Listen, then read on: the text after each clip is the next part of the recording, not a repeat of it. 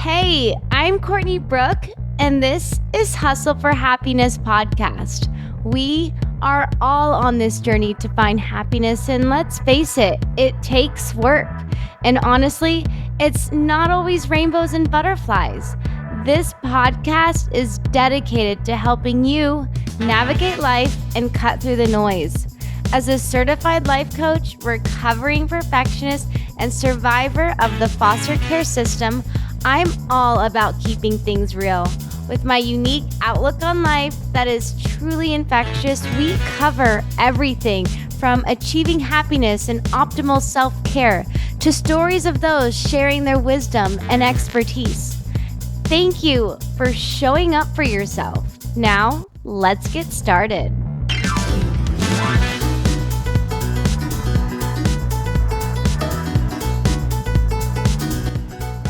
Today, we're diving deep into a transformative conversation with the Dolvett Quince, renowned celebrity fitness trainer, TV personality, and life coach. You actually might recognize Dolvett from his impactful role on the show The Biggest Loser as the lead trainer. He works with stars like Justin Bieber, Bassett, and Dr. Dre. Dolvett's journey is a testament to resilience, determination, having risen above a challenging childhood in foster care and childhood abuse to becoming a leading figure in the wellness industry. As New York Times best-selling author and advocate for holistic health, Dolvett's approach extends far beyond physical fitness. He actually dives into cutting-edge topics such as biohacking, longevity, and overall well-being, constantly innovating to help others live their best life. So today's episode with Dolvett opens up about his personal experiences and strategies that have empowered his clients and fans alike. So what are we going to get into? Building healthy habits. We focus on how mindset changes can help you stick to a healthy routine long term. We talk about eating right and supplements. Learn about Dolvett's daily plan, including fasting tips, how much protein to eat, and which supplements can boost your recovery and your performance. We talk about biohacking for better health. We talk about using advanced methods such as peptides, saunas, and cold baths to stay healthy and live longer. And really just starting to understand our body through a simple blood test. And he goes over that. We talk about handling stress and practical ways to manage your stress, like breathing exercises, improving your sleep, and cutting back on screen time before bed for that clearer mind. We talk about accountability, discovering why having supportive friends and partners can help you achieve health goals. As Dolvett stresses, the power of teamwork and encouragement is all together. So whether you're looking to revamp your fitness routine, enhance your nutrition, or just simply gain insights into holistic well-being, this episode promises to equip you with actionable tips and inspiration. So join us as we uncover Dolvett Quince's transformative journey and learn how to prioritize your health and happiness. Let's dive in, elevate our lives together with the Dolvett Quince.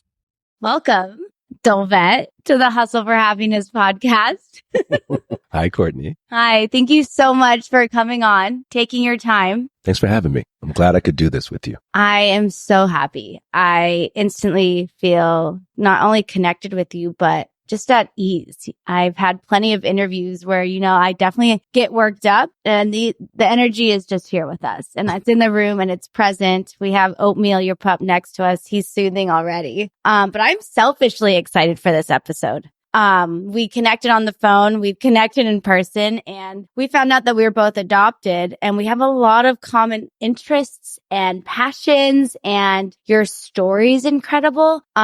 Before we get into, wellness and fitness and biohacking, which is your career now, is tell listeners your background growing up. How'd you get into fitness? How'd you get into biohacking? Oh, wow. Yeah. Thank you for that. It's interesting because I knew a long time ago that if I could help someone, it helped me. Growing up adopted, having some abandonment issues with mom and dad, but then coming into a home where it was a home, right? It was our home. I was with my brothers and sister. but there was always that need for family or that need to figure out greatness or who I was or who I could be. And I found very easily that the more I gave, the more I got.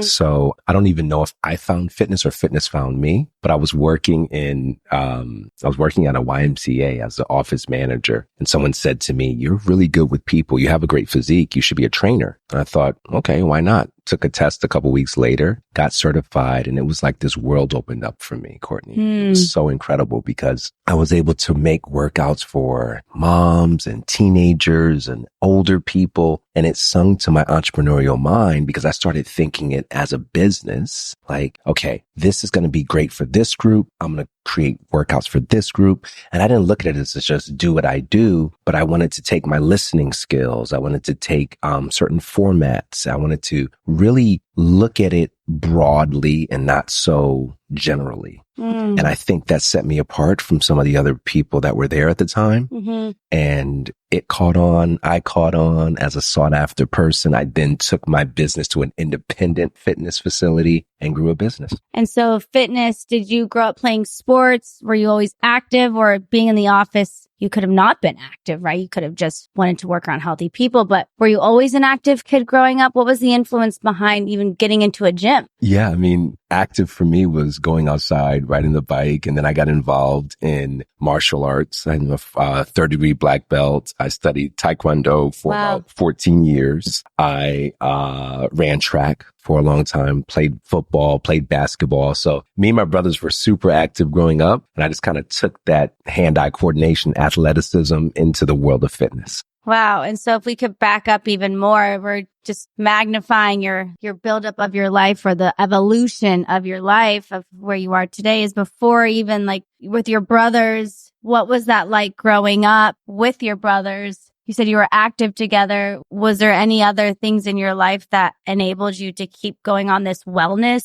A lot of fitness is mindset too, right? So did any of your childhood help you with that process? Yeah, I think the mindful part, it's a great question, actually. I think the mindful part of it for me was the discipline that my parents gave me. I think they required that we got up in the morning, we made our bed, we came downstairs, we took our vitamins that were waiting for us at the breakfast, you know what I mean? Wrapped in a paper towel. We were active. We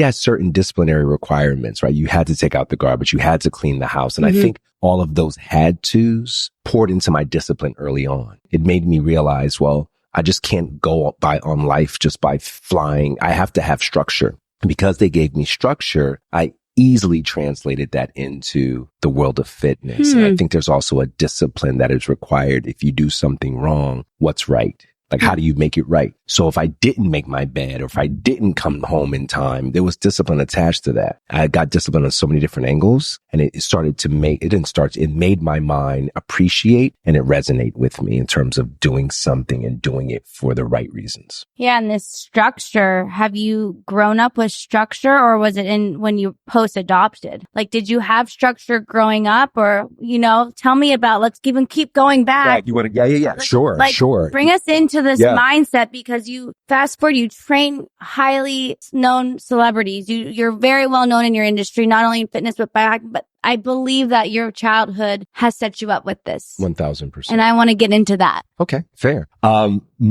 didn't have discipline, I think, growing up early on, because my mom was very young when she had my brothers and my sister and I. And for that reason, I think she was 19 when she had my older brother, and my older brother is 5 years older than me. So it was one of those things where mom was so young. She was more concerned with finding out, where's dad? What girl is he messing with tonight? That sort of a thing. And he was young, so he was in the streets, right? So it was all of that energy. So she would leave us home for 2 days by ourselves. 3 days by herself. And the neighbors would always constantly complain, you can't leave these kids home alone. Luckily, my older brother was 7 or whatever age he was, and he would watch us. But still, you don't leave kids at home alone.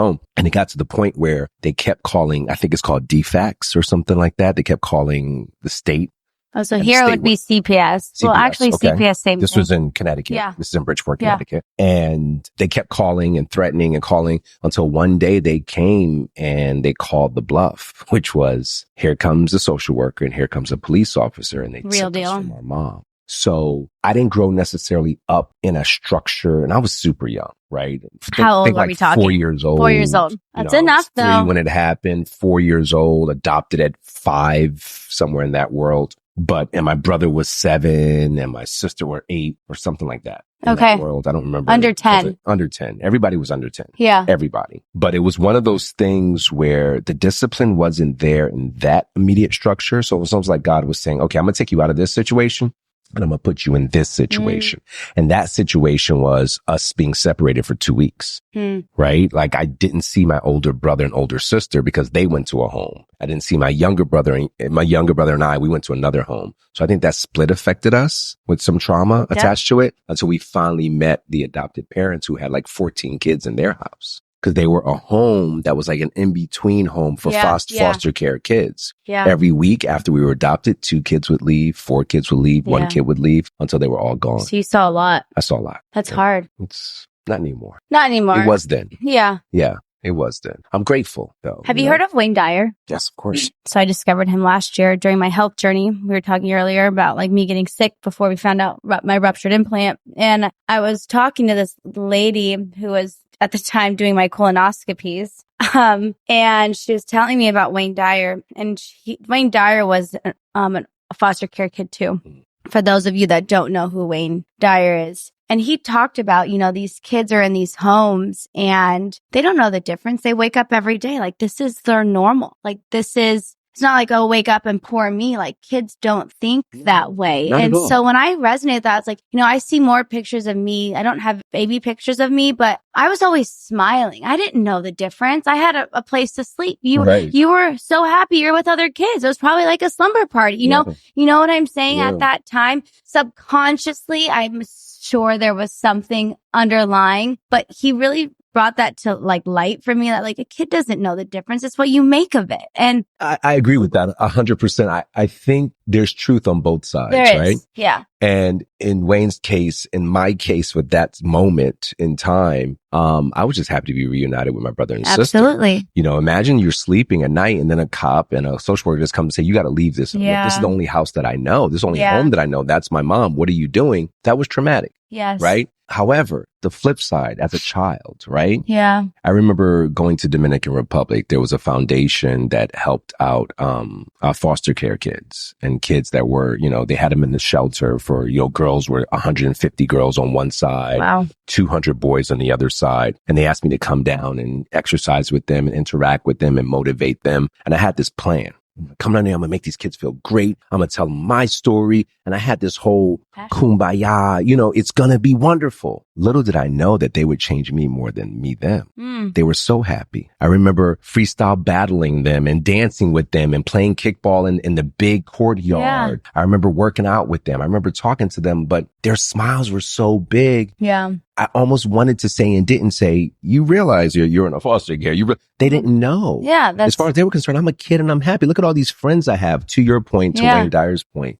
However, trauma is trauma. And I think it affects our childhood for pieces that are missing and puzzle pieces in our picture that we need to fill. Yeah. And that comes out as coping or, addiction or lack of, right? Maybe you need that relationship more than ever. So you're attention seeking. Right. So it comes out. What you didn't get as a kid, you look for it as an adult. Right. So you cope to a certain extent. But like me, I can talk about only my personal experiences is I'm highly independent. Like I'm highly, like in my surgery, it was hard for my own husband. He's like, I'm your husband. It was hard for me to have him take care. I'm like, why don't you just go for the week? I will stay here and I can hire someone. Like, like in my head, I was like, I don't need, like, I'm still working. Oh, right. You are my Yeah. Right. You're my helpmate. You're my partner. You got to. Oh, yeah. You're supposed to help me. Okay. right. And do you have any of those moments where you do see some of your childhood tendencies come out? Or 100%. Right. Yeah. I think for me, if I were to be 1,000% honest, I think for me, my childhood moments come in where I'm quick to forgive bad behavior. I'm very quick to be like, oh, I know you didn't mean that. Oh, you're beautiful. That's fine. You know what I mean? Because I was always searching for someone to forgive my bad behavior or see the goodness in me, right? Yeah. Because I was always accused of being bad when I wasn't bad. So it comes up for me as a reaction if someone's not their best self, or someone is being hurtful or painful or however they attack. Mm-hmm. It's like, oh, no, it's going to be okay. You know, I like to fix things. Yeah. And it's something that I'm working on, that their energy isn't necessarily my responsibility. The only responsibility that I have is my reaction. Yeah. That's it. Right. So I just react to the good or the bad from my energy and my spirit. And we all have those fixing tendencies. I mean, that's a big topic that I think a lot of us can relate to, is that this ability of, you know, downplaying, you know, it's okay. It's okay. One, how do I share my needs? I have needs. Mm-hmm. And how do I come across as, you know, not trying to fix it, right? So fixing things and like sharing your needs. How have you overcome that? What are things that you do to help you with that? I speak up for myself. I understand my value. Mm-hmm. I take pride in my value. I used to be ashamed of my value. Really? And the reason I say that is because, at a risk of sounding arrogant, I know my greatness, right? And my greatness isn't stemmed from things and possessions in life, mm-hmm. right? My greatness is my kind heart, my desire and ability to cater to others, mm-hmm. my spiritual strength, my self-awareness, my intellect, my wit, my sense of humor. I know those attributes are there, right? And I don't necessarily I used to overvalue everyone. Yeah. Because I knew how powerful my son was. Does that make sense? Like, okay, it's going to be okay. You'll be fine. You know, because I don't have to put me up front. Mm-hmm. Does that make sense? Like, well, you've never been able to, you probably were never put up front first in your whole life. So it probably is surfacing that, you know, that's how you've been taught too. Yeah. In a way, I've always put myself up front, whether it was television or my career. It's always been, he's the face. I'm the first one to stand up and speak in front of the student body. I'm the first one to perform. I'm the first one to put myself out there in that way because I could. Yeah. You know, I mean, even with those kids in Dominican, self-deprecating, the whole thing, right? Yeah. It was like, it was okay for me to do that. But in a relationship, when someone showed up like, I can't do that. Oh, yes, you can. Or, you know what I mean? Or they, you know, came to me a certain way. I took it on the chin. I fell on the sword because I already knew. And I realized that wasn't serving me. Yeah. Right? We're the one exhausting ourselves. 1000%. It was actually hurting me more than helping me. Yeah. So I promised myself, from this stage on, when I made that decision about 3-4 years ago now, what I would do instead would be show up in a way that was present for both parties. Don't dismiss bad behavior. Don't accept it to be, all right, we'll figure it out. Or, just this time. Yeah. All of that bullshit. Or like in a lot of relatability of like people like dating, like a lot of things people let slide. Yeah. Texting behavior, being late, or, you know, he snapped at me or she kept doing this. So, you know, it's that one thing actually is a continuous thing of everything in our life, right? We allow it to happen. Right. I teach you how to treat me. Yes. I love that. Yep. I teach you. Yep. Because if I let it pass or I allow it, even though it doesn't resonate with me, even though it doesn't feel good to me, guess what you're going to do? You're going to do it again. Right. You know? And I used to have that relationship with my son. It was very much, if he did something wrong, I would ask him not to do it again. And he would say, my bad. I messed up. And then he would do it again. And then I say, but we were in agreement. Like, why did you do it again when you said you wouldn't do it? But here's the thing. He never said he wouldn't do it. But because I allowed my bad to be the reaction, but not necessarily the conversation of why did you do it? Right. And how do I know you'll never do it again? Right? Yeah. There was no communication. Accountability or something. Something to say, I won't do it again. And this is why. I recognize it. Right? And so showing up in a relationship, whether it's with your child, your spouse, your significant other, whatever the category is or the title, I think it's super important that we allow the other person to see themselves, not just see you. And communicate that. I think it's super important that I see myself. Yeah. And I communicate that with you. And that's how we thrive as two human beings. Yeah. I mean, at the end of the day, we all just want to be seen, right? And if we can let down the judgments and the shame, we can actually start to see our patterns of ourselves, start to see ourselves more. Yep. And especially in the environment like we both grew up in is, you know, the moving around or the people constantly leaving or, you know, that abandonment that you said you've been working through. I mean, you have a son. We're going to go there for a little bit. Is how has your past or your childhood helped shape you as a father today? It has to be. In a beautiful way, actually. Yeah. Mostly because I'm a high communicator, right? What do you mean by that? A high communicator means if something occurs, I want to talk it out and talk it with, right? A lot of people feel that they're a high communicator because they tell someone how it should be. That's not a high communicator. The best communicators that are at a high level, they are as good, they're better listeners than they are talkers. Yeah. Right. So when I say I'm a high communicator, I'm listening, or I've learned to listen to who I'm speaking to, right? As opposed to getting ready to say something as you're talking because I just need you to hear me. And reacting. 100%. You're literally planning your reaction. 100%. You're planning your, not really listening to the person because you're planning what you're about to say because they said something in that first sentence that ticked you off. So everything after that sentence, it's gone. Yeah. It's not present. So it showed up in my relationship this way. And I love this phrase. It's a small little example of two brothers that father passed away, and the father was an alcoholic. He was an abusive alcoholic. One of the brothers was an alcoholic, and the other brother was a multimillionaire and did very well in life, very successful. A reporter came at the wake and said to one of the brothers as they were sitting there together, "Oh, why are you an alcoholic?" He said, "Because my dad was an alcoholic." And he asked the other brother, "Why are you so successful, multimillionaire, doing well in life?" He said, "Because my dad was an alcoholic." Parents teach us who to be or who not to be. And my father taught me to, because he didn't communicate with me, because he didn't show me love, that I wouldn't be that way. I'm going to show love. I'm going to hug my son. I'm going to tell my son I love him. I'm going to communicate with him, right? I want to cut his pain in half. I told him that when he was 14. I'm disciplining you this way because I don't want you to be 28 and be ill-equipped. Right. Because no one gave me what I'm giving you. And because I got it eventually, I shouldn't say no one. The person I wanted to give it to me wasn't capable of giving it to me. But it takes a village. And I was blessed with surrounding individuals that motivated me and took me to the place of self-love and hard work and all these other attributes. I gave that to my son early on. Whether he soaked it up and was ready to receive it is up to him. Right. And giving him that space to choose. 1,000%. Because I think, like, at least on my experience of I didn't really have a choice growing up. Like, you were to go to this home. You were not going to go to this. Like, how many times people told me, like, are you sure you want to do this because of this? Or let's try something easier. You know, like, how would I have the choice? And so a lot of my adulthood has been me being my own self-motivator. And because I don't tell a lot of things to people because I don't want to be told no, you know? And so I love that you gave your son the space to choose with whatever it sounds like. Because if you allow him to choose one thing, you're going to allow him to choose a lot of areas in his life. It's just how we show up. It's not like you're cherry picking how you make him choose.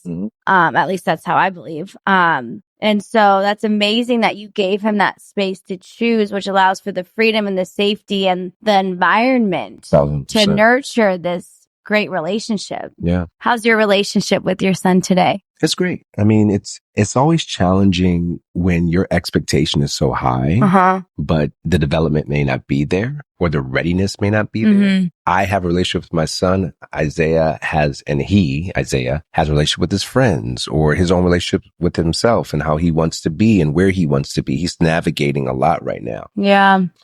He's in between places. He's staying with me at the moment. Oh, he is. Which gives us a further opportunity to bond. It gives an opportunity to, let me check in now more regularly. Yeah. Right? Before I'm going to check in today, give him some space, check in again on Thursday, give him some space, that sort of a thing. Yeah. Now it's mutual. Now we're checking in on each other, which feels really good. Yeah. And, it's evolved. I mean, listen, from 11 to 27 is a lot of time. Different person too. Totally different. I used to be dad. Now I'm yo pops. Check this out. Now he's tapping me, looking at Shorty like, yo, she's bad, isn't she? I'm like, we're at that stage. You know what I mean? You're homies now. Yeah, you're turning into homies. I mean, if Yeah. you think of like, when I ever have kids, we have kids. We're not 100% sure, but when I think of having kids, I actually don't think of babies. I don't think of them in high school. I actually think of them as adults. Like think of if we live to 100, let's just put it on it's a scale of 1 to 100. 18 and under is 18% of their life, right? So I can't do math in my head, but I think that's 82 or 78%. No, 72%.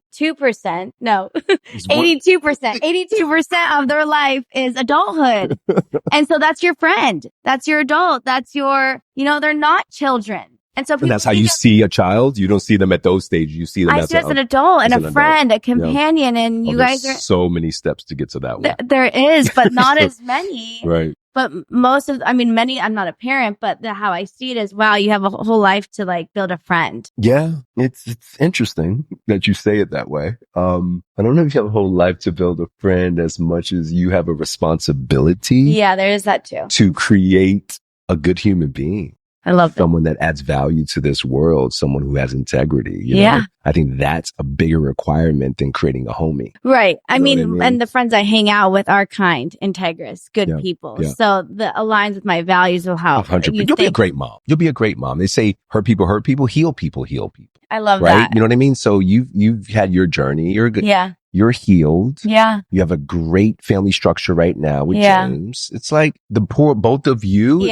you're partners, and partners usually work better when they're trying to raise a third energy in their home. And I think for me, it's fun talking to someone else who is adopted like yourself, because I don't have a lot of intellectual conversations. If I do find someone who's adopted, they're usually older and they were adopted by an aunt or a grandma. So I've never actually, like, you were separated from your siblings and adopted into another family. But it's cool to talk the psyche of an adopted child, because, some people want to start a family right away after, like, knowing that they were adopted. And there's me that's like, there's enough kids in the world, or, there's already a kid out there that just needs a home, or am I going to be good enough? Or are they going to not be my friend when I'm older? Or, you know what I'm saying? So all the things still come in, and I can listen to those voices. I can listen to those thoughts. But at the end of the day it's the type of person we are. We're integrous. We're kind. We want good, and I, like you said, you don't attach yourself to identity type of things like money, materialistic things. You can have all those be gone and you still have your two hands, meaning like you still have the kindness, you still have the loyal, Mm-hmm. And so that's what I think about is, even if I don't have the means one day or things change, it's like, wait, I'm still a good person to be a mom. Sure. But it's never been in my, I never in my head was like, oh, I'm going to be a mom. Like, that's never been my MO. Right. Mine is how I'm going to change the world. One of the values that I love that my parents gave me was hard work. Mm-hmm. Not because they said I had to do it, and they did, but because I watched them work hard also. Yeah. Kids learn so much through example. Yeah. Right? You're hardworking. James is hardworking. So it's one of those things where you're naturally going to be comfortable being in your own skin and doing your own thing. And your child's going to watch that. And I'm so grateful for that piece, because you can't take away the discipline, the hard work, the tenacity, the drive, right? Those things are embedded in you. You either have it or you don't. It's either enhanced or it's not. So from that perspective, I'm so grateful that my hardworking parents were so insistent that I'm hardworking. Mm-hmm. You look at athletes like Venus and Serena Williams, whose parents just made sure that they, you look at a savant who can play the piano, speak 6 languages, at 12 years old, that sort of a thing, right? Yeah. Whose parents are, nope, it's time for your lessons. It's time, that discipline, that discipline, structure, Tiger Woods, get out on this court.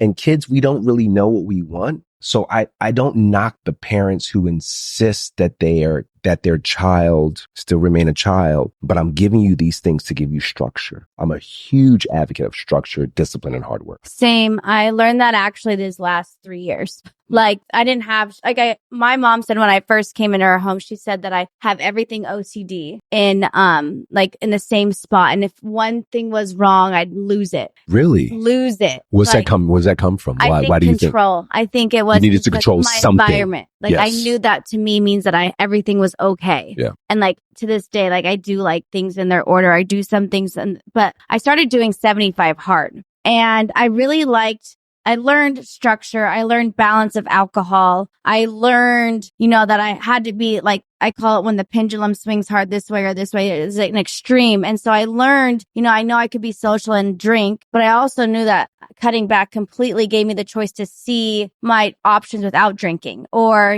doing the same thing every day, not just for 30 days. You can do anything for 30 days, but what about 75, 2.5 months? And so it's based on a list of things. I'm not sure if you know what it is. I do. And so it really taught me to see how structure can be a good thing. But let's say hypothetically, I didn't know what 75 hard is. What is 75 hard? So it's 75 days. You drink a gallon of water, 2 workouts a day. One has to be outside.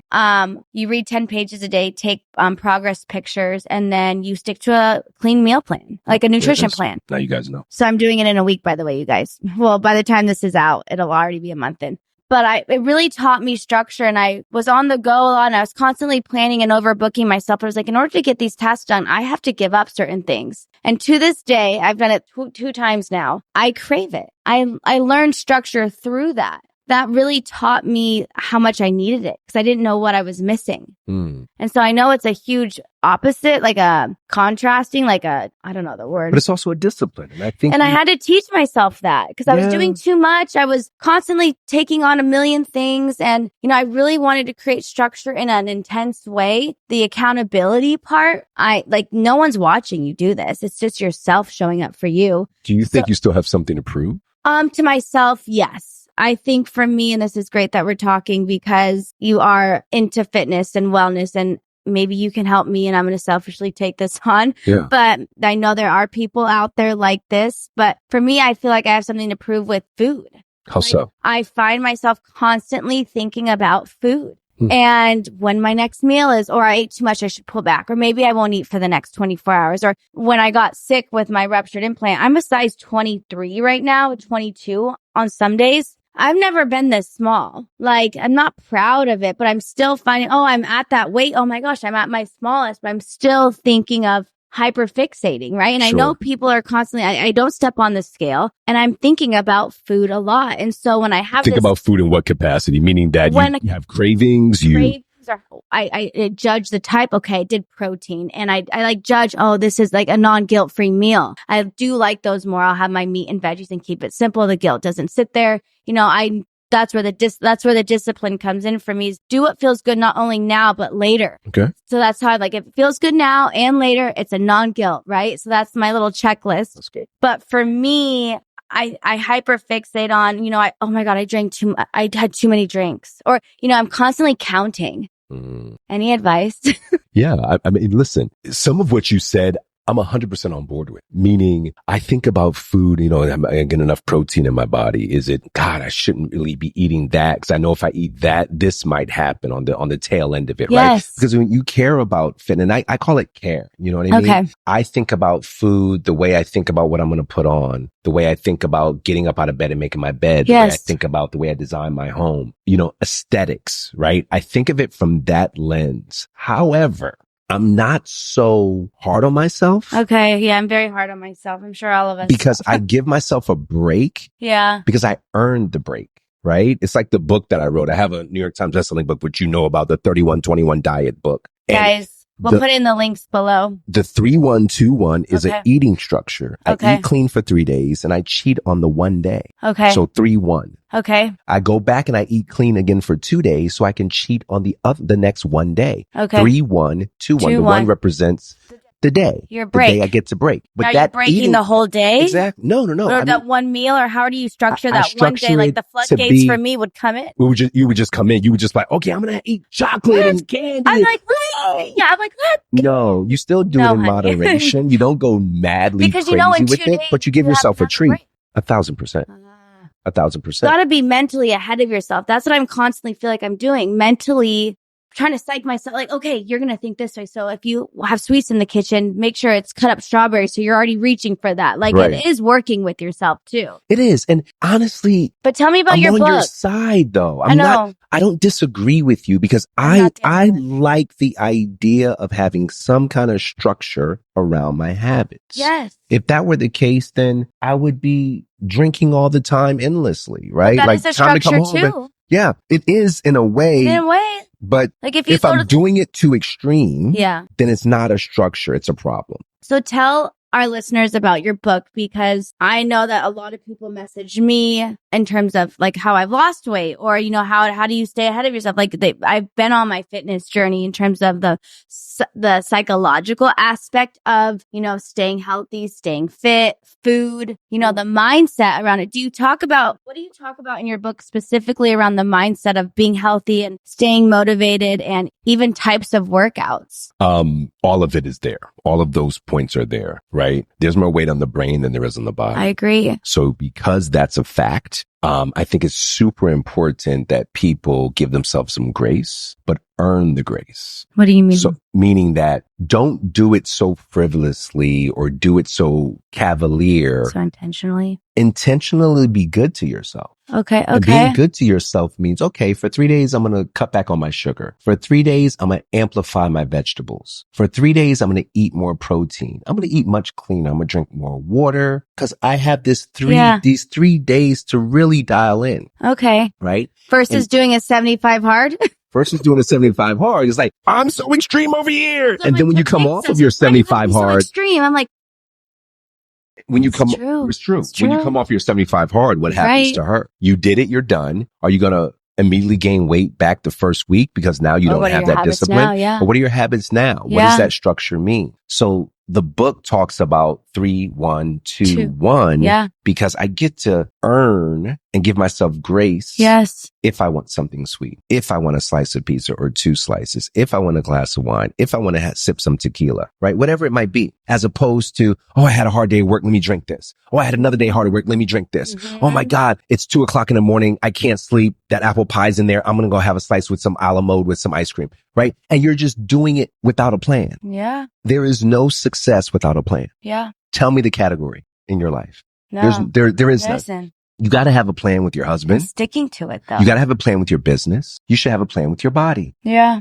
You should have a plan with your mind. You should have a plan with your spirit. Right? We're in sync. It has to happen. So shout out to those who care enough to plan. Shout out to those who read the labels. Shout out to those who it matters to them what they're doing to themselves. Because guess what happens when it doesn't matter? What do you mean I have cancer? Yep. What do you mean I have colon cancer? What do you mean I have high cholesterol? I'm pre-diabetic? That's weird. I have diabetes? That's odd. But is it really odd? It's not odd if you're not disciplined. And I think for me, like getting started is half of it. But for those that are tuning in or listening and just maybe even in a rut with their current cycle, how do you suggest they evolve their own plan? Or, I mean, one, obviously get the book.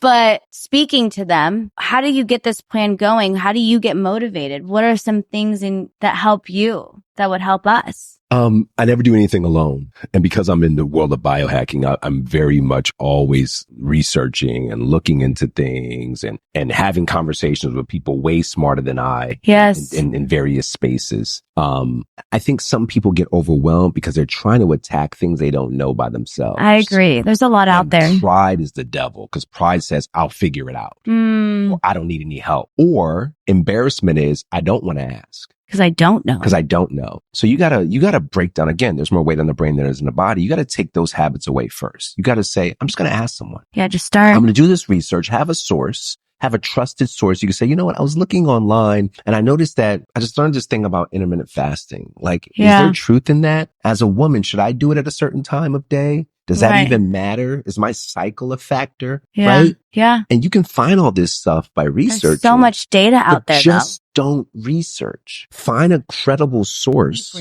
Okay. Right? Keep your research going. Just don't let that be the only step. Okay. So that's the first couple of things I would say to anyone who's on that plan. But again, don't do it alone. I love the idea of if I'm working out, I'm working out with a friend. Because I won't get motivated to necessarily work out by myself. I do because I've been doing it for a long time. Yeah. But there's people out there who want to be pushed. Accountability partners add value. Yeah. Because if you and I were working out, I would say to you, I have Monday and Tuesday. You have Wednesday and Thursday. Meaning on Monday, I'm going to have a workout plan for us. Maybe I went online and found it. Yeah. I may even have a playlist. I'll pass it on to you on Sunday night because here we go. Let's get after this. Let's do it, right? And then Tuesday, I'm going to have a different workout. But Wednesday and Thursday, you're probably going to do the same thing because that's the accountability. All right. Thanks, Dolvett. You took care of Monday, Tuesday. Wednesday and Thursday is mine. Now we both know we've dedicated 4 days of movement in our lives. And maybe your schedule doesn't allow you to do it on Thursday. I don't care. Saturday and Sunday is still a part of the week, people. Yeah. It's still a part of the week. I work Monday through Friday and I can't, but you can make excuses, can't you? You're very good at that. So instead of making excuses, find reasons why to do. I'm not going to look over there. I'm not even going to look because she's going to make me laugh. Our friend Catherine's here with us today. She's a little cutie over here. She's a beast. Peptide queen. So don't find excuses. Find reasons why you should do it, and don't do it by yourself is the net. So don't do it alone. And then the mindset part. So that's like getting someone with you, but the mindset behind it. You said get your mind in order. It's that plan, right? So you have your plan, your research, and your people. Hey guys, your host here, Courtney Brooke, interrupting you with just a quick message. You know, as I was chatting with Dolvett about our journeys overcoming adversity through discipline, communication, and self-care, it really hit home for me how transformative shifting our mindset can be. Dolvett opened up about struggling with the lack of structure as a child in foster care. Through developing a growth mindset of self-love and hard work, he was able to turn that challenge into success as a celebrity trainer. I related to his story having faced my own obstacles with adoption and foster care. We've both seen firsthand how powerful it is when you replace that negative self-talk with compassion. And if any of you are struggling with stress, low motivation, or limiting self-beliefs, I'd personally love to chat about my mindset coaching programs. Shifting my mindset through personalized sessions was so impactful for me, just as mindset shifts help Dolvett overcome adversity. My goal is to help you unlock your potential so you can thrive emotionally as well as physically. So just shoot me a message or click the link below at the end of the show notes if you want to discuss how to better manage your emotions or heal from your past wounds, or just simply feel more empowered day to day. You don't have to face these challenges alone. Love you guys. Now let's get back to it. Your plan, your research, and your people. Yeah. In that people category is the music you play, the energy, the vibration that you create. Yeah. Right. You know, have a preparation that leads you to your success. Yeah. Right. Meaning if it means you buying Tupperware and because you went to Costco or Target and you said, okay, here's my 7-week Tupperware plan. Now you're starting to say, portion wise, I'm going to eat this portion of meat and it goes into this part of the Tupperware. Yeah. I'm going to eat this amount of vegetables and I'm going to eat this amount of good fat. And I know if I do this 5 days a week, 6 days a week with a cheat day that I've earned, my body's going to be so grateful. Because I don't believe in extreme. Don't deplete. Yeah. And then gorge on the other side of that depletion, right? Don't do the high and low. Do the steady. Yeah. I think for me, when I first started, it was like making excuses for myself. Oh, you did one good day. You did so good. I'm proud of that. You did so good. All right. Now you can mess up. You know, like I would say, I did this so many times. If I'm not going to drink this weekend. Oh, fine. Now I have a drink maybe once or twice a month. Like when I'm in San Diego, I come see my girlfriends and stuff, but like intentional behind it. But me, I would just be like, oh, I'm out to dinner. I'll have a drink. I'm out to dinner. I'll have a drink. I'm out to dinner. I'll have a drink. And then I won't work out. And then I'll eat a breakfast burrito because that's so good the next day. And that's going to turn my day around. And then I'm going to get to the gym. Oh, I'm tired. I'm not going to go to the gym. Like, and so I just kept kicking the can out. And I know a lot of us do that. What advice do you have for us? I'm serious. We're all probably behind this. Like, this is real life, Dolvett. We're not graced by the God of your amazing physique, and charming smile. No, you've taken time to get here, though. 1,000%. Yeah. What's your question? Help us. Help you with what specifically? The excuses, the kicking the can, the I'll do it tomorrow, I'll start tomorrow attitude, or when I do this, I will start. You know, that I will get there when. You know, we all make those excuses. We do. No one is exempt. I've made those excuses myself, but I also realize that I feel better when I take better care of myself. Same. So it's not necessarily a look, it's a feeling. I know, like you, if I get home tonight or I'm going out and I have a glass of wine or half a bottle of wine or whatever it is amongst friends. Yeah, right? I guess the guilt. It's the guilt. It's the guilt that gets me. The guilt that you're having the wine, or the guilt after the wine? After the wine, or after I say, I'm going to like not have a drink and then I have a drink, or I was like, so you just need habits. Okay. There's a WW habit. You know what a WW habit? This is a WW habit. It is first the wine, then the water. First the wine, then the water. Yeah. Because the wine is just going to dehydrate you, right? Yeah, I think it's but if you're doing both, the habitual habit. 100%. Yeah. If you're doing both, if you're drinking the wine, and then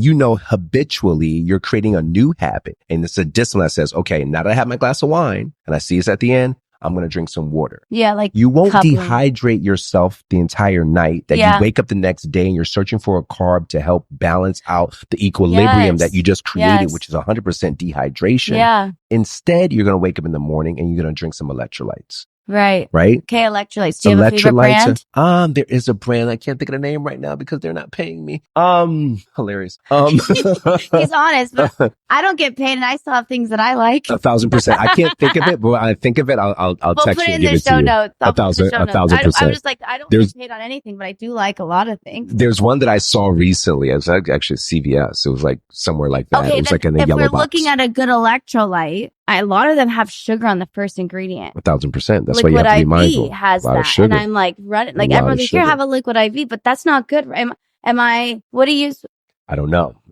Well, I reaching do know. Reaching for sugar first thing in the morning is the worst thing that you could do. That's what I thought. It's absolutely the worst. Right? 1,000%. So that's nothing against liquid IV, but I'm just saying, how do we find how do we find quality? There's so much good marketing out there.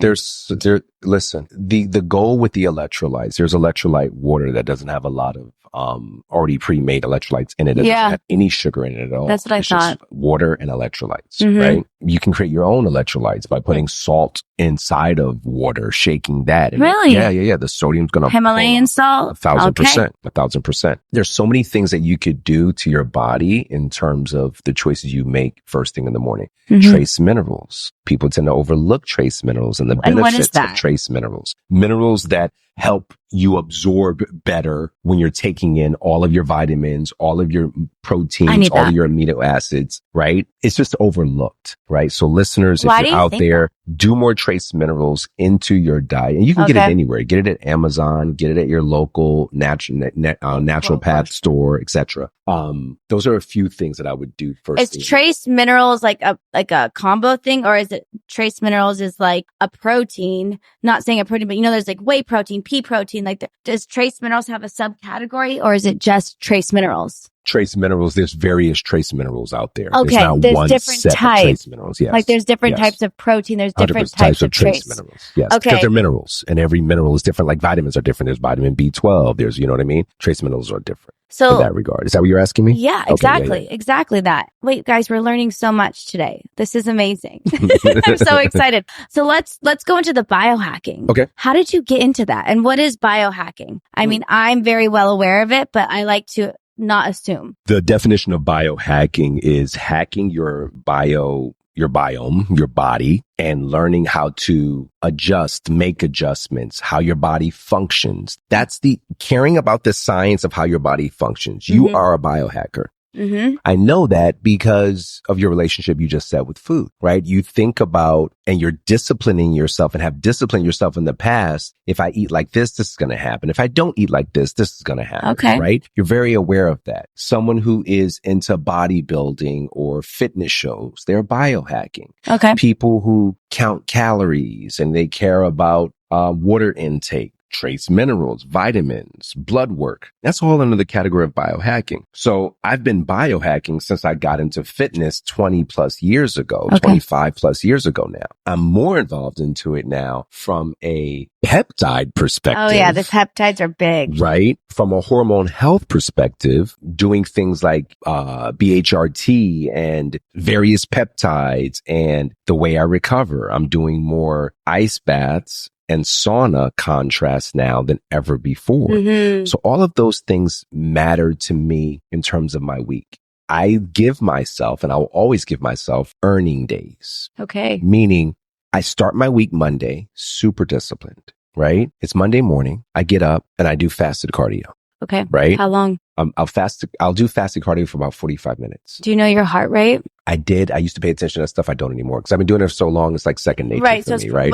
And that's actually the last thing I'm paying attention to. I feel like that sounds bad to say that, but I don't sprints care. on a fasted stomach. Is that? Yeah, I mean, it depends on your athleticism. Okay. It depends on your body. I do fasted cardio every day, but I'm just curious to see what you do. I'm so nosy. Yeah. No. Please. Okay. That's why we're here. We're here to talk. Okay. So you wake up Monday, fasted cardio. Fasted cardio. I do my thing. I come home, and while I'm doing my fasted cardio, I'm sipping on amino acids and creatine because I'm building my muscle development, my recovery, right? I'll come home. I'll do a protein shake. And then I start my day. Like that supplement is my source of energy, nutrients. Okay. Right. And then I start my day. I'm on my calls. I might be with a client. I'm on the phone. I'm building my businesses. I'm doing my thing.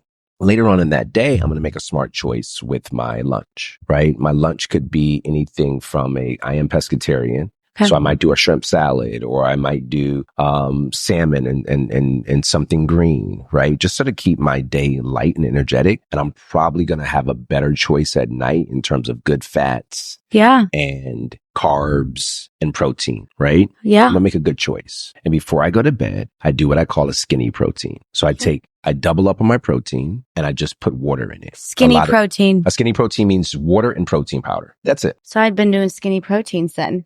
How do you, okay, so what's not a skinny protein? Throwing in your fruit. Oh, okay. So more. You're doing bananas, blueberries, peanut butter, almond, what you would get if you were at a gym and they offered you a smoothie. Okay. So we got options with our shakes now. 100%. Okay. If you want those, when I do my protein in the morning or midday, I put those in there. I love that. I don't do it at night. And the reason I go to bed with a skinny protein, is so that as I'm in that rest mode, it's probably about an hour before I go to bed. Okay. I'm in that rest mode. I'm telling my body, I want your muscles to be strong in the morning. I want you to recover. I want to burn fat in that state because protein shakes burn fat. Yeah.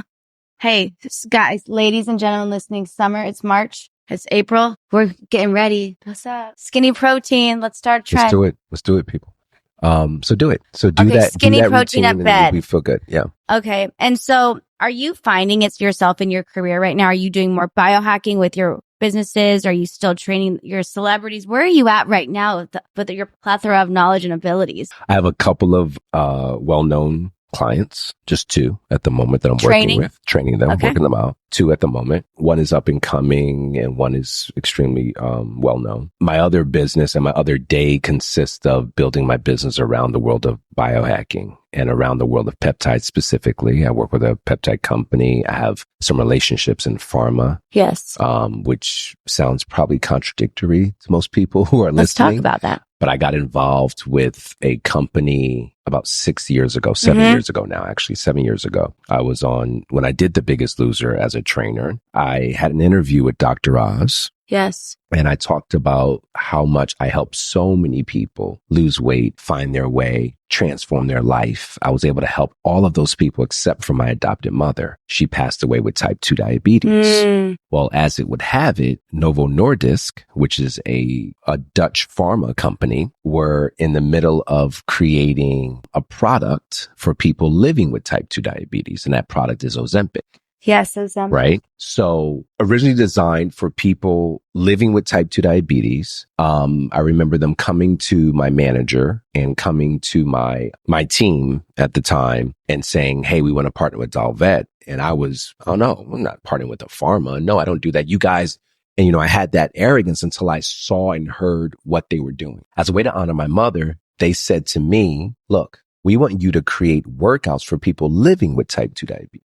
And there's 2 types. Type 1 is genetic and type 2 is weight. Yeah, exactly. And basic. That's the overall skeleton of it. Yes. But a little more in depth, but yes. So I immediately said yes as a way to honor my mother and not go away from what I love to do. I know the power of fitness. I know the power of movement. I know the power of care. There are people who have type 2 diabetes and you never get rid of type 2 diabetes. You manage it. Your A1C levels, you're able to manage it, right? But I also knew that if I did show them how to work out better, how to take care of themselves, I'll be helping a subsector of a culture that probably didn't have that guidance. Right. So I'm very grateful for that.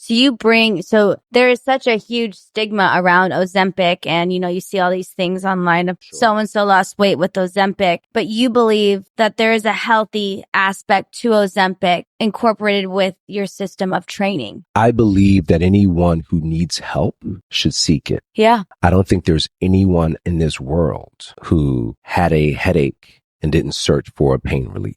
I don't believe there's anyone in this world who suffered with their weight and didn't think of an alternative. Right? I can only speak to what I know that's been my benefit, and that's been movement over the years. Right? And so my partnership and my position at my partnership is to stick to what I know, which is movement, health, and fitness. Right. So I plug that into a system with people who are looking for ways to regulate their A1C with the assistance of Ozempic and the other products out there.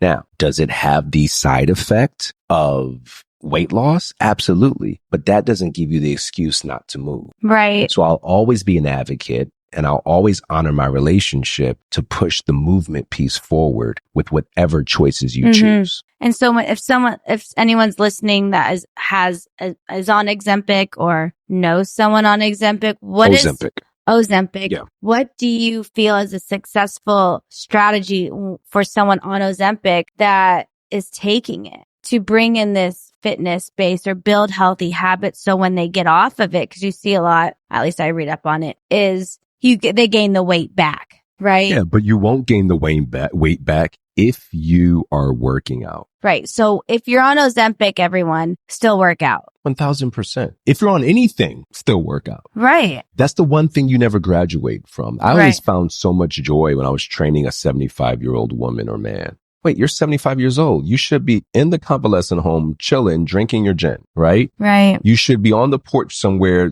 But no, I want to be active. I want to walk around. I want to go for a walk. I want to go for a bike ride with my grandkids, right? They're at a stage in life. They're like, I lived my life. I'm good. I'm 75. No, they realize that their heart pumps just like everyone else's heart pumps. So I gotta move it. Yes. And the likelihood of them living longer and a more fulfilling life. It's not about the length of life. It's the fulfillment of life. Everyone's born. Not everyone truly lives. Yeah, for sure. So at 75 years old, I'm going to be a G. Because I'm going to be active and I'm going to care about everything still. Yeah. And certain people in this world, unfortunately, are 35, but emotionally, they're 75.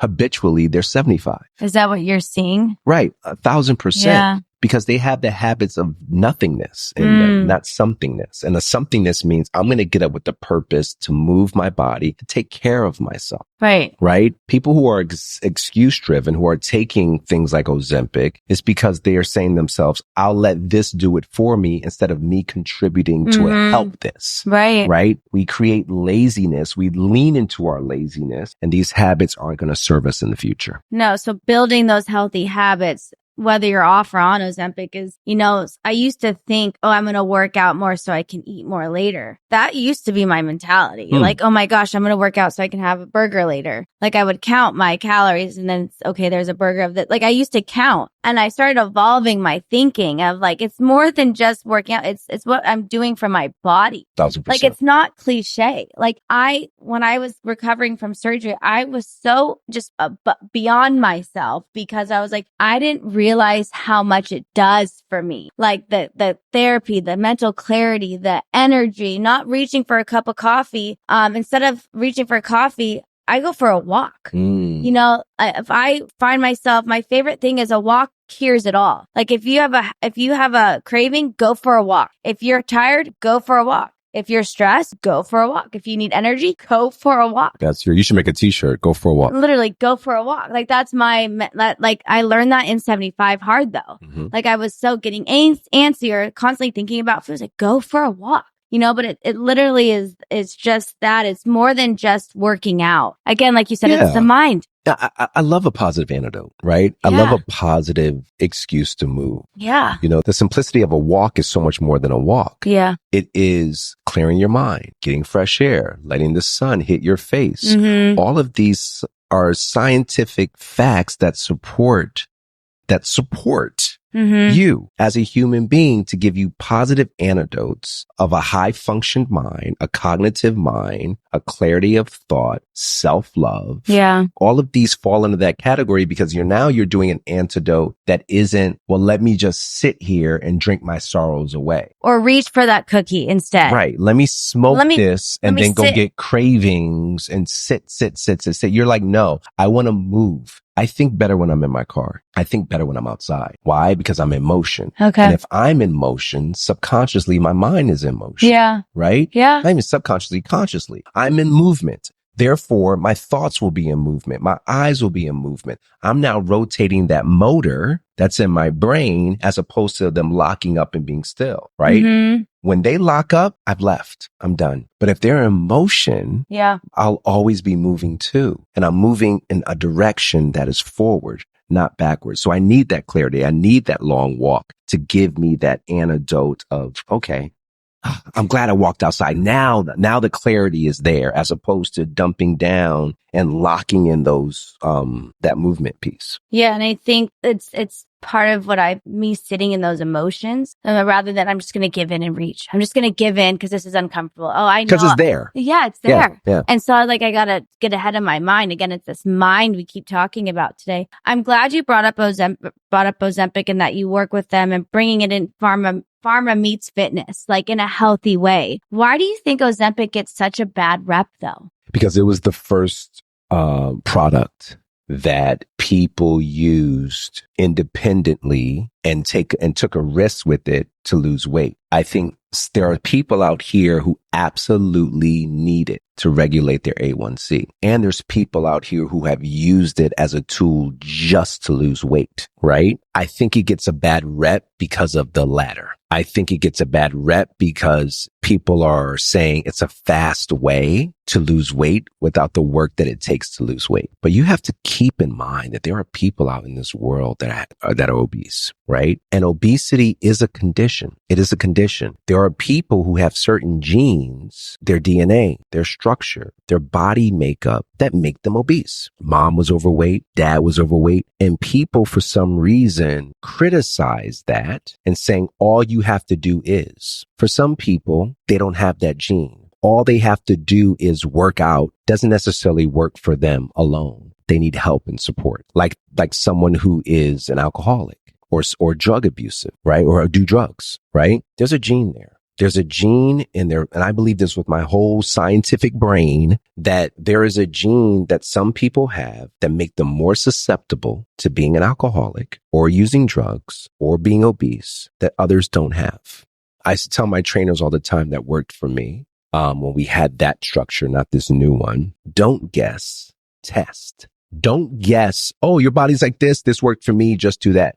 Do your blood work, do the test, because your body's going to tell you things internally that the external will never tell you. So I advise all trainers, I advise all people that are looking for guidance from trainers, from doctors, from whoever, acupuncturists, whoever you're going to for your health needs. Make sure you get your blood work first. Make sure you have that chart on your phone. So you're able to say, wow, okay, my hormones are here. My testosterone is here. My estrogen is here. My cholesterol is here. My thyroid is here. All of the key factors, the biomarkers in your body. And now you know, okay, based on this data, I'm going to be able to work out this way or not work out this way. I'm going to be able to eat this way or not eat this way. My body's going to function here. Do you know how many people in this world don't even know their blood type? They don't even know their blood type. Right. Right? You're looking like, do I know mine? I know mine. Mine's kind of cliche. It's B positive. Yeah, I'm B positive as well. Oh. Yeah, which is rare for a black man, but I'm B positive. Mostly it's O or something. It's so funny with B positive because it's like James goes, of course your blood type's B positive. You're a walking self-help book.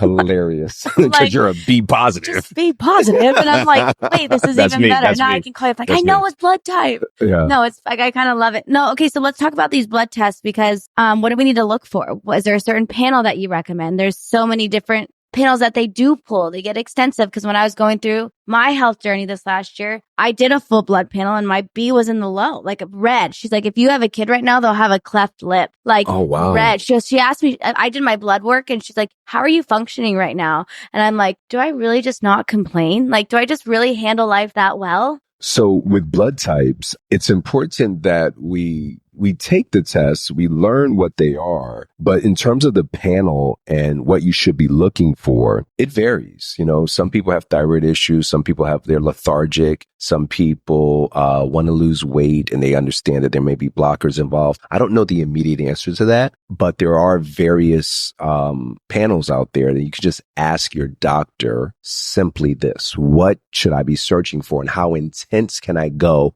with that research based on blood work? I want to go down the rabbit hole. So the blood work is a good way to start versus me. Again, I'm talking about myself because I've been on this journey. Is I used to judge myself. Why am I so tired? Or why am I not losing weight? It could be met like systematically. Like it could not just be me saying I'm eating too many cookies. I mean, that's probably maybe part of it, but like there's another side of it that's like, wait, it's not me. It's my body. Right. That part. Of course, it's not all It's me. not the chocolate chips. It's not the whole It's the lack box. of dips. It's not the double stuffed Oreos. But seriously, so it's the double chin. It's genetics. So for me, okay, so for those, okay, they go get a blood panel. It can actually be like, think of a mall of a map. You go look at the mall, and you're like, oh, there's Nordstrom that way. There's Macy's that way. It directs you on where we can start our health journey. Yes. It can really get to the center point, so to speak. Sure. So we look at our B levels, Yep. then we can start bringing in what? Supplementation, peptides, like. Supplementation is this peptide. Oh, it is. Hormones. Okay. You know, I work with a company that created the number one device to insert testosterone pellets in men and women. Mm-hmm. And it's not about age. It's not about sex when it comes to testosterone, right? I'm working with someone right now. He's young. He's 22 years old. Yeah. His testosterone levels are this small. And you would think a 22-year-old would have great numbers, 780, 800, 900. No, he's somewhere like 130. Yeah. You know? That's quality of life too. Or it could be genetics. There could be a genetic factor in there where he is born with a low testosterone. Right? So he's a candidate, for example, who's someone who needs BHRT, you know, biohormone testosterone replacement. So that's important. It's important to know what that is, because if he didn't get the blood work, he'd never know. And then we got the blood work. He thought, oh, maybe that explains. Right. So don't discount yourself based on your age. Your sex, your background, your genetics. Look at everything, no matter what. Okay. So, and then with supplementation, what do you do in your daily life with supplementation? So you say, she's looking at me and laughing, by the way, you guys. What don't I do is a better question. Right. I mean, where do you start? I mean, what really helps you? What's your go-to? Let's say that if you do all the things. Well, after I took my blood work, I realized that vitamin D was something that I need to be more conscious of taking. Okay. B12, B6 was important for me. My testosterone level is not modest, but medium. So above modest. I wanted to raise it a little higher. And I realized the harder I worked out, now that I'm injury free, I would raise it naturally that way. But I also looked into BHRT and what that could do for me. So I do a lot of over the counter things: creatine, amino acids, protein, workout, rest and recovery, extreme recovery. And I take peptides that consist of sleep, getting a good night's sleep, regulatory mood, weight distribution in terms of I started to say something, but weight distribution in terms of defining my muscles. So I do all things in that category. So with rest and recovery, that's something that, you don't really hear people talk about. People are so like, I do my morning routine, I do my night routine, I work out 5 days a week. Okay, cool. But what are you doing to rest?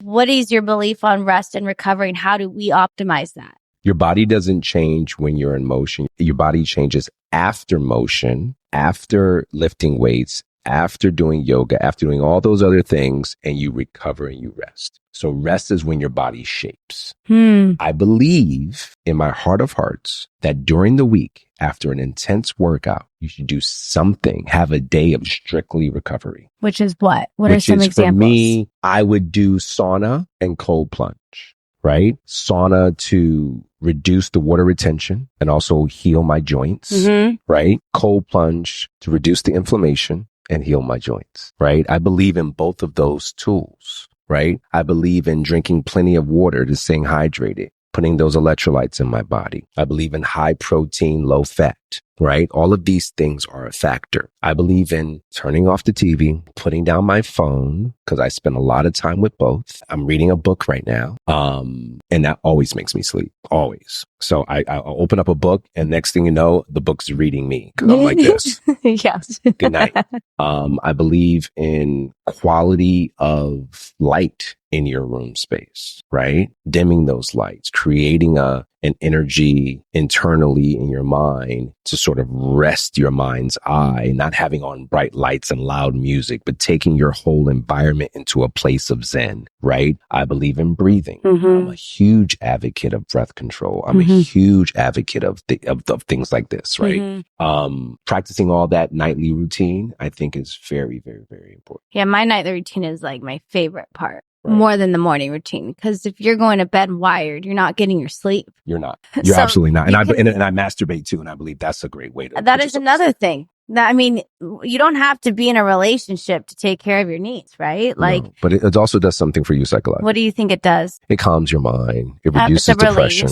It's a release. It reduces depression. It's one of those things that the doctors, especially on the show on The Biggest Loser, it's one of those things that one of the doctors there was saying to us, to them as well, that's huge in terms of, and science has shown it. It's huge in terms of reducing depression and things of this nature. Yeah. So versus masturbating and watching porn, because there is a slippery slope of rest and recovery, right? So is that considered porn? If you turn on porn, is that now considered rest and recovery? Because now you have on the computer or that you have the TV or something like that. So it's that slippery slope. So is it better than not to use that as a tool? Is that what you're suggesting? I'm just curious now that we've switched, like it switches though. It's like, okay, like how do we optimize our rest and recovery? And I personally do believe that masturbation and taking care of whether it's you have a partner to have sex with or you're doing it on yourself or however you handle it, but it's like rest and how do we optimize that? Like you could be on your phone all day on your rest day. Are you really resting? You know? And so that's what I'm saying. Like, are you really optimizing? It's slippery because then it becomes,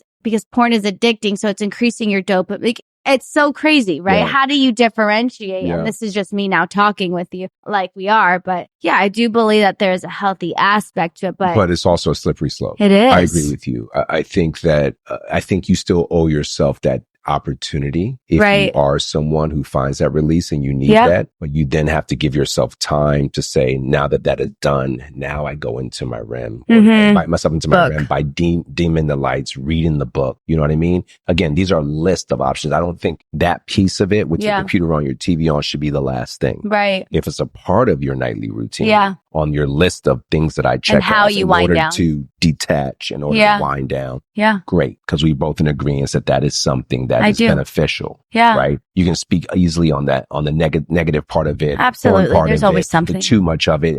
You can critique all of that. Yeah. It's still on the list of good things that you can do for yourself. Yeah. And I think just don't abuse it. Yeah. And I think that there can be such a shame around like masturbation. And that's a whole nother conversation. That's a whole nother conversation. I love that you did bring it up as this is a part of, understanding your body, understanding your needs. And we are human beings with sexual desires. And in terms of that, we have to listen. Listen to our bodies and what we need. Now, it might be some days you crave to go to bed at 7:30, just like some days you might crave to masturbate. Like it's not all one size fits all, right? So as we wrap up today's podcast, our hour went by so fast. I have so many things I could just keep chatting with you on. So as we wrap up today, Dolvett, what is one key takeaway or piece of advice you hope listeners will remember long after our conversation? One thing I hope that people remember after today's conversation is to be happy in what you're doing. Don't give yourself so much pressure and requirement that you lose the joy of actually doing it. people, for some reason, live on extremes. They live on the bookends, but forget about the pages. The beauty is in the pages and living in those pages. A friend of mine said once, I'm living on the dash. I'm happiest on the dash. I want to be happy on the dash. Like, what does any of that mean? I have the year that I was born. I have the year that I'll pass away. But in that middle, on that dash, I'm going to be the best me I can be. And the best me that I can be on that dash is a very happy human being. Mm-hmm. I'm going to live my best life. And this life for me, living my best life, means taking care of my body, taking care of my mind, and taking care of my soul. Mm-hmm. Amazing. Thank you so much. Thank you. Where can our listeners find you, connect with you? All of my platforms are at Dolvett. Twitter, Instagram, everywhere. TikTok is just my first name. That's it. All right. And then all the links we talked about today will be in our show notes. So thank you so much for coming on. It was so fast. It was so amazing. Thank you, Courtney. This was great. Thank you. Holy smokes, you guys. That was such an uplifting chat with Dolvett. I am walking away feeling motivated to double down on prioritizing my wellness. If any part of our discussion lit a fire under you, it's time to channel that energy into a positive change. Schedule that doctor's appointment, sign up for a new class, or shoot me a message to level up your self-care game with mindset coaching. And don't forget to share this interview with others. Someone you care about needs this message of hope, of guidance, of support. Let's keep the momentum going as we support each other on our journeys. Now get out there and make your best health your top hustle. Love you guys. I hope today's episode left you better than when I found you. Make sure you hit the subscribe button and tune in every Monday to kickstart your week and set your weekly intentions with me. You can find me and HFH on YouTube, Instagram, and TikTok, or online at heycourtneybrook.com. I firmly believe in the power of sharing. If you know someone else who would benefit from this podcast, please share it with them. And remember, when you work on you, I get to be there.